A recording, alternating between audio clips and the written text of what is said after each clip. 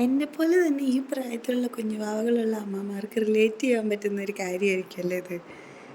എത്രയൊക്കെ പണിയുണ്ടെങ്കിലും അവരുടെ കൂടെ ഇരുന്ന് ഇങ്ങനെ കളിച്ചുകൊണ്ടിരുന്നോളണം.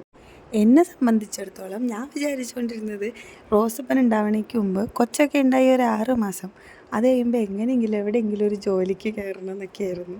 അതിനനുകൂലമായ ഒരു സാഹചര്യം ഇല്ലെങ്കിൽ പോലും ഒരിക്കൽ പോലും എനിക്ക് അതിലൊരു സങ്കടം ഇതുവരെ തോന്നിയിട്ടില്ല. എൻ്റെ കരിയർ പോയല്ലോ എന്നോ എൻ്റെ സമയം വെറുതെ പോവുകയാണല്ലോ എന്നൊന്നും ഓർത്ത് ഒരു സങ്കടവും എനിക്ക് തോന്നിയിട്ടില്ല. സത്യം പറഞ്ഞാൽ ഇവൻ്റെ കൂടെയുള്ള ഈ ഓരോ കുഞ്ഞു നിമിഷങ്ങൾ ഞാൻ ഒരുപാട് എൻജോയ് ചെയ്തിട്ടാണ് കടന്നു പോകുന്നത്.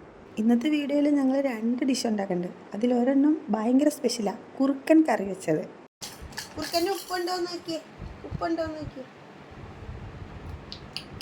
ഐ സൂപ്പറാണോ? സൂപ്പറ് പറഞ്ഞേ.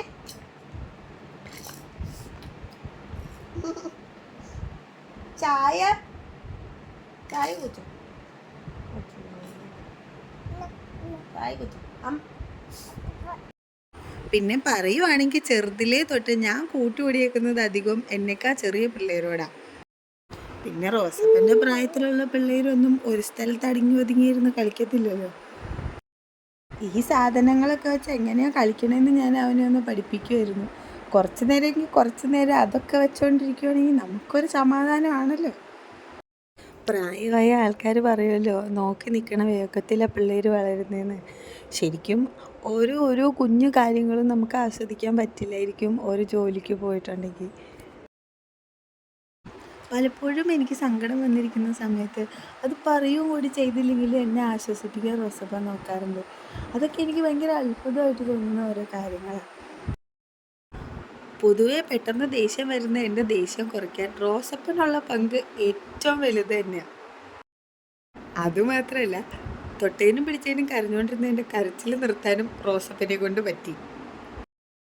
ഞാൻ ഇതേപോലെയുള്ള വീഡിയോസൊക്കെ പോസ്റ്റ് ചെയ്യുമ്പോൾ ഞാൻ ഓർക്കാറുണ്ട്, എന്നോട് എൻ്റെ അമ്മ പറയുമായിരുന്നു, ഞാനും നീയും കുഞ്ഞായിരുന്നപ്പോൾ ഒരുമിച്ചിരുന്ന് കളിക്കുമായിരുന്നു, നീ വളർന്നപ്പോൾ ഞാനും വളർന്നതെന്നൊക്കെ. അങ്ങനെയൊക്കെ അമ്മ പറഞ്ഞു കേൾക്കുമ്പോൾ തന്നെ എനിക്ക് ഭയങ്കര സന്തോഷം. അപ്പോൾ ഇവൻ വലുതാകുമ്പോൾ ഇവനിതൊക്കെ കാണുകയും കൂടി ചെയ്യാലോ. അതേപോലെ റോസപ്പനെയും നമ്മുടെ വീഡിയോസും എല്ലാം ഇഷ്ടപ്പെടുവാണെങ്കിൽ എല്ലാവരും ഒന്ന് സബ്സ്ക്രൈബ് ചെയ്ത് സപ്പോർട്ട് ചെയ്യണേ.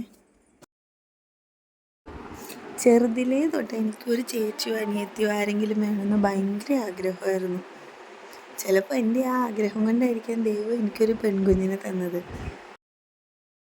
അപ്പോൾ ശരി എന്നാൽ, ഇനി ഞാൻ അടുത്ത വീഡിയോ ആയിട്ട് വരാം, റോസപ്പൻ്റെ കുഞ്ഞു കുഞ്ഞു കളികളും കുഞ്ഞു കുസൃതികളൊക്കെ ആയിട്ട്.